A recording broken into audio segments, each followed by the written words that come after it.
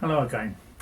What I'm going to try to do today is make myself a Percussion Revolver cylinder loading press. Now if you shoot a Percussion Revolver, particularly one with a short rammer like this, or even one that doesn't have a rammer at all, you'll find that the easiest way of loading one of these is to remove the cylinder completely and use an external press to do the loading. So in this case, the old army cylinder comes out easily. Put the powder into the cylinder. Press goes on, cylinder goes on there. Bullet goes in. So rotate it under the rammer. Ram it,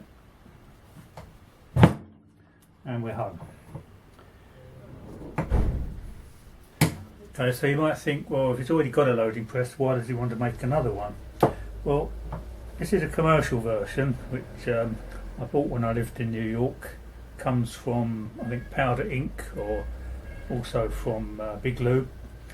Now the trouble is, if you live in England like I do, these things are $99, and by the time you've added shipping and import duty and VAT, you're up around £100 mark. So my thinking was, can I make one that's a little bit cheaper than that? Well, I started on my own design, and then a couple of days ago an engineering company in England sent me a flyer, and they were selling these things off cheap, and by cheap I mean £30 delivered, which in the UK is cheap. So what I'm trying to do today is try and modify this so that I can use it as a loading press for my old armies. And as you can see, at least I hope you can see, there are a couple of things wrong with it at the moment that render it unsuitable. Firstly, there's a boss on the end which is quite clearly too big to go into a cylinder, and also the stroke is a bit restricted. So what I'm going to do is take this to bits and try and figure out how I can adapt it to make a useful cylinder loading press.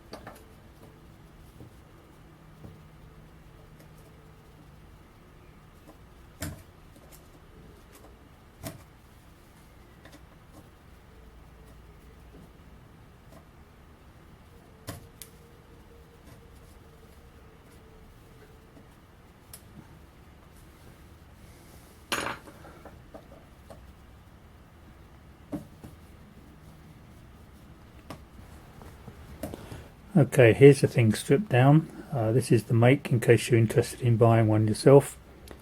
It's called Bald Eagle Precision Products, although I suspect that it's probably made in China.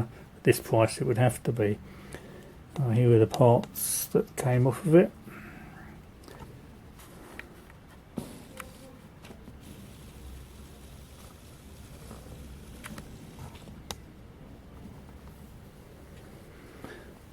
There's the shaft with the teeth for the rack cut in it.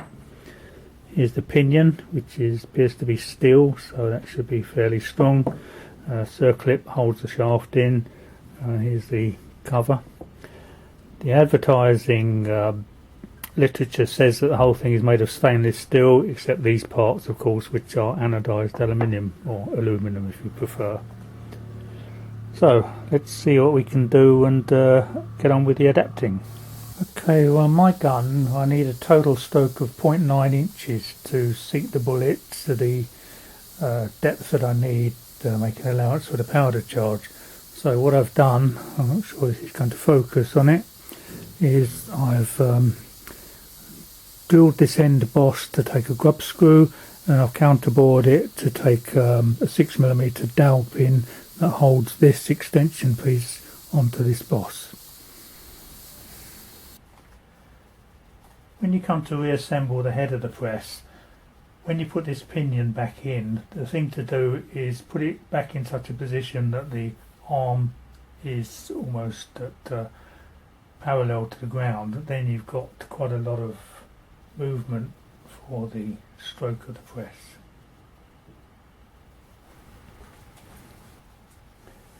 The final thing to do is to make the little spigot that holds the cylinder in the right position relative to the ram.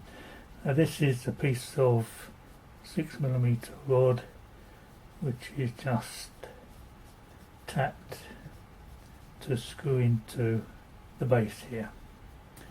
Now, one way of figuring out where to put this hole is to measure everything very accurately and as they say, measure twice and cut once. In my case it's usually measure twice and cut wrong.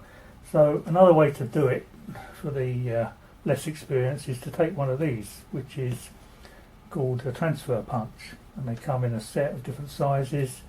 So all you need to do is select one that fits your cylinder as nicely as possible, then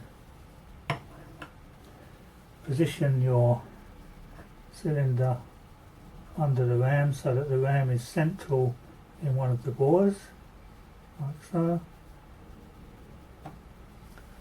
and then taking my favourite tool, just give that a tap, and that will give you a mark on the base for your centre punch and drill. Okay, I reckon it's finished. Now let's just recap on what I've done so far. Hopefully this will be the end of it. This boss here, I've counterbored that 6mm and drilled and tapped it for a 4mm grub screw going in there. You can't see it because it's at the back. Then I've made this 10mm extension spigot which fits into this boss and is secured by the grub screw. So, the moment of truth, let's try it out. I'll put in a charge from my powder flask. Okay. Put it on the spigot. Put it in the top.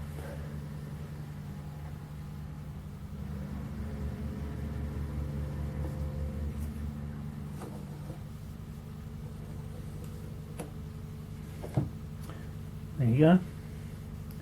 Not too shabby at all.